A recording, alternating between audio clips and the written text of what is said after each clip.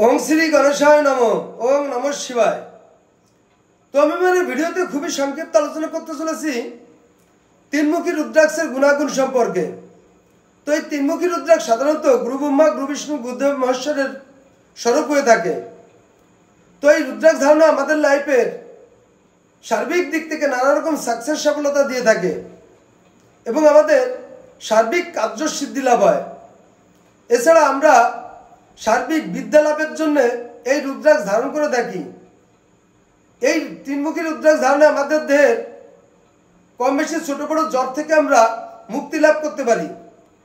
এছাড়া তিনমুখী রুদ্রাক্ষে আমাদের শিক্ষা, বিদ্যা এবং ধন সম্পদের প্রচুর আমরা সাকসেস সফলতা পেতে পারি। তো তিনমুখী রুদ্রাক্ষ সাধারণত আমরা ধারণ করলে আমাদের সাংসারিক জীবনে সুখ শান্তি প্রদান করে থাকে। এছাড়া এই তিনমুখী রুদ্রাক্ষ ধারণে আমরা আরও অনেক নানা রকম শুভ ফল পেয়ে থাকি। তো এই ছিল তিনমুখী রুদ্রাক্ষ সম্পর্কে সংক্ষিপ্ত আলোচনা। নমস্কার।